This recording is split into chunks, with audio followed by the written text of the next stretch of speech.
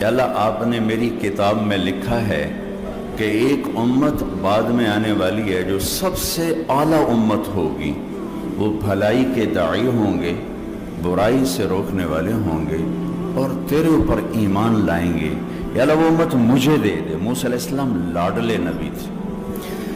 اللہ نے فرمایا موسیٰ تلک امت احمد، وہ آپ کی نہیں، وہ میرے آخری نبی کی امت۔ موسیٰ علیہ السلام رب اجد فی الالواح امتا اناجیلہم فی صدورہم یقرؤونہا، اے اللہ وہ یہ بھی لکھا ہے کہ وہ امت اپنی کتاب کی حافظ ہوگی۔ تورات، زبور، انجیل کوئی حافظ نہیں تھا سوائے نبی، صرف نبی کو یاد تھی، نبی کے علاوہ کسی کو یاد نہیں تھی۔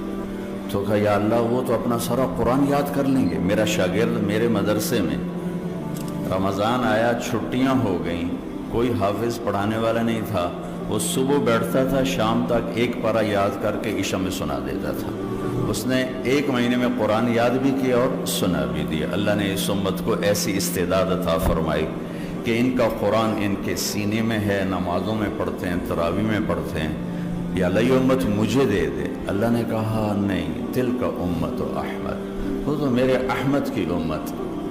پھر کہ یا اللہ اجد فی الالواح امتا کفارۃ ذنوبہم الصلوات الخمس، ان کے تو گناہوں کا کفارہ ان کی نمازیں بن جائیں گی، وہ فجر پڑھیں گے، رات کے گناہ معاف ہو جائیں گے، ظہر پڑھیں گے، فجر اور ظہر کے درمیان کے معاف ہو جائیں گے، عصر پڑھیں گے، مغرب پڑھیں گے، عشاء پڑھیں گے، ساتھ ساتھ ان کی شیٹ صاف ہوتی رہے گی۔ یا اللہ وہ امت مجھے دے دے۔ تو اللہ نے کہا تلک امت احمد، رب اجد فی الالواح امتا یقاتلون فصول الضلال حتی یقاتل الاعور الکذاب رب اجعلہ امتی قال تلک امت احمد۔ کہا یا اللہ میں ایک امت کا حال دیکھتا ہوں جو ہر باطل کی سرکوبی کریں گے اور اپنے دین کی حفاظت کریں گے، یہاں تک کہ دجال سے بھی لڑیں گے۔ یا اللہ وہ امت مجھے دے دے۔ کہا تلک امت احمد، وہ احمد کی امت۔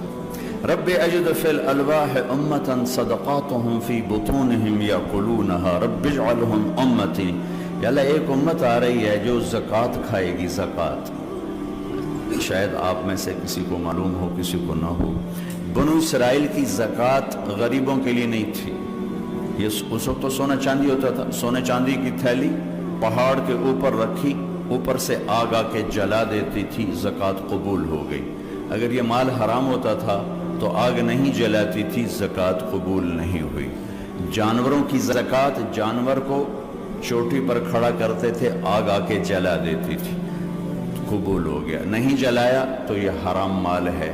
اس امت کی زکوٰۃ مالداروں سے لے کر غریبوں کو دے دی جاتی، ان کے غریبوں کے لیے زکوٰۃ کے علاوہ نفلی صدقے کا حکم تھا۔ لیکن اس امت کے ساتھ تو اللہ نے لاڈ کیے ہیں، لاڈ۔ صدقہ زکوٰۃ تو ہے ہی ہے۔ ایک اور مزیدار قصہ سناتا ہوں۔ ایک صحابی آئے، یا رسول اللہ میں تو تباہ ہو گیا۔ آپ نے کہا کیوں ہوا؟ کہ میں روزے کی حالت میں بیوی کے پاس چلا گیا۔ ہم نے کہا اچھا تو پھر ایک غلام آزاد کرو۔ کہا جی میں غریب بندہ میں کتوں کروں؟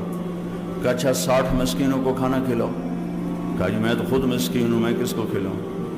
کہا اچھا پھر 60 روزے رکھو۔ کہا ایک روزے میں چند چاڑے 60 روزے کی کروں؟ تو آپ بھی ہنس پڑے۔ آپ کہا تو بیٹھ جا، میں تیرا کام کروں۔ بیٹھ گئے۔ تھوڑی دیر گزری، ایک انصاری صحابی اونٹوں کا لے کر آئے، ٹوکرا، یا رسول اللہ یہ صدقے کا ہے تو آپ تقسیم فرما دیں۔ تو آپ نے فرمایا وہ کدھر ہو بھائی؟ کہا جی بیٹھا ہوں۔ کہ یہ لے جا اور 60 گھروں میں تقسیم کر دے۔ کہنے لگے یا رسول اللہ اللہ کی قسم مدینے میں مجھ سے بڑا مسکین کوئی نہیں، آپ میرا جرمانہ مجھے ہی کہو، میرا جرمانہ میں نے دو، میں آپ کھانا ہے۔ آپ اتنا ہنسے کہ آپ کے یہ دانت نظر آنے لگے۔ کبھی کبھی ہوتا تھا کہ آپ کے آخری دانت نظر آتے تھے، ورنہ آپ اتنا ہنستے تھے۔ آخری دانت آگا جاوید صرف تیرے واسطے اور کسی واسطے نہیں۔ تو اللہ نے اس امت کو اتنے لاڈ سے اٹھایا، اتنے پیار سے اٹھایا۔ آیت اتری لا يستوي القاعدون من المؤمنين والمجاهدون في سبيل اللہ، اس طرح کہ اللہ کی راہ میں جہاد کرنے والے اور گھر بیٹھے برابر نہیں۔ ایک صحابی عبداللہ بن ام مکتوم، وہ پاس بیٹھ نابینا، یا اللہ یہ کیا کہہ دیا تو نے کہ گھر بیٹھنے والے اور تیری راہ میں پھرنے والے برابر نہیں؟ تو نابینا ہوں، میں کدھر جاؤں، میرے لیے کوئی گنجائش نکال۔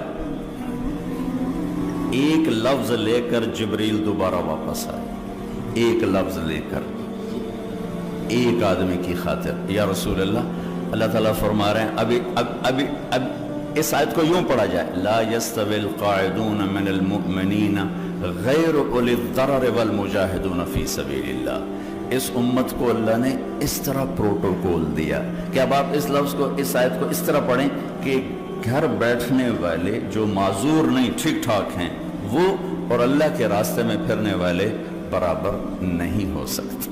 ایک صحابی ہیں اوس بن صامت، انہوں نے اپنی بیوی کو طلاق دے دی۔ ایک طلاق تھی جاہلیت کی، جس میں یوں کہا جاتا تھا تو میری ماں کی طرح ہے، تو اس پر طلاق ہوتی تھی جاہلیت میں، ایسی طلاق کہ کبھی دوبارہ نکاح نہیں ہو سکتا، کہیں اور نکاح ہو کے طلاق ہو کے بھی نہیں ہو سکتا، یہ ایسی طلاق تھی۔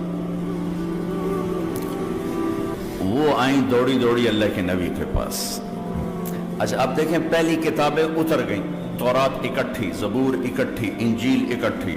قرآن ایسے نہیں آ رہا، قرآن کبھی ایک لفظ آ رہا ہے، کبھی ایک سطر آ رہی، کبھی ایک سورت آ رہی، کبھی ایک آیت آ رہی۔ صرف سورہ انعام بڑی صورتوں میں واحد صورت ہے جو اکٹھی نازل ہوئی، اور جب یہ صورت نازل ہوئی تو اس کے ساتھ 70,000 فرشتے آئے تسبیح و تحلیل پڑھتے۔ یا رسول اللہ، حضرت عائشہ کنگھی کر رہی تھی، یا رسول اللہ میرے خامن نے مجھے کہہ دیا تو میری ماں کی طرح ہے، اب کیا ہوگا؟ تو چونکہ شرعی حکم موجود نہیں تھا، آپ نے رواج پر فرمایا خولا، طلاق ہو گئی۔ کہ یا رسول اللہ آپ نظر ثانی فرمائیں، انہو ابو ولدی وحب الناس الی، وہ میرے بچوں کا باپ، ہماری آپس میں بہت محبت ہے، اس نے غصے میں کہہ دیا ہے۔ تو آپ نے کہا حرمت علیہ، خولا طلاق ہو گئی۔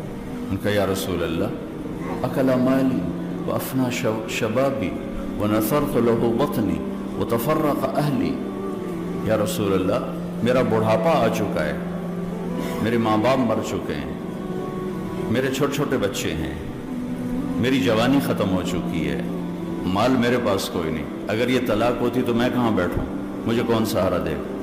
تو اب چپ ہو، چونکہ وہ منوانا چاہتی، ابھی وہی کوئی آئی نہیں، آپ نے قانون ماحول رواج کے مطابق فیصلہ دے دیا ہے، تو آپ خاموش ہو گئے۔ حضرت عائشہ کنگھی فرما، اللہ اکبر۔ جب اس نے دیکھا کہ آپ چپ ہو گئے تو کہنے لگی اچھا آپ نہیں سنتے، میں آپ کے رب کو سناتی۔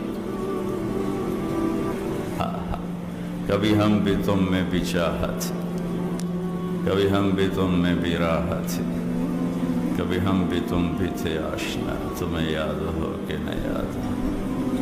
کبھی اللہ سے بڑی گھاٹی چھنتی تھی، اللہ کے نبی کہہ رہے ہیں طلاق ہو گئی، وہ کہہ رہی اچھا میں آپ کے رب سے بات کرتی ہوں۔ اس نے وہیں ہاتھ اٹھایا، اللہم انہم لی منہ سبیۃ صغار، اے میرے رب میرے چھوٹے چھوٹے بچے، ان ضممتہم الی فضاجعوا، میں اپنے پاس رکھوں تو روٹی کہاں سے کھلاؤں، ان ضممتم الیہ فضاعوا، باپ کے پاس چھوڑوں تو تربیت کون کرے گا؟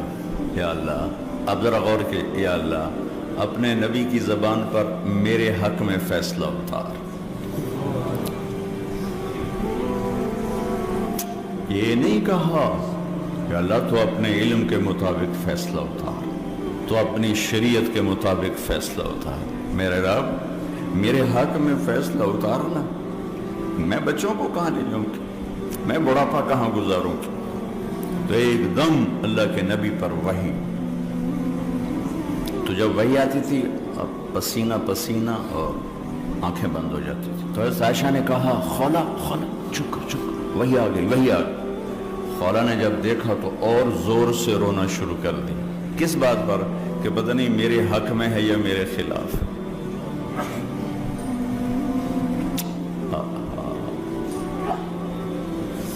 جب وحی ختم ہوئی تو آپ نے پسینہ پہنچا اور مسکراتے ہوئے فرمایا خولا تجھے مبارک ہو، اللہ نے تیرے حق میں فیصلہ دے دیا۔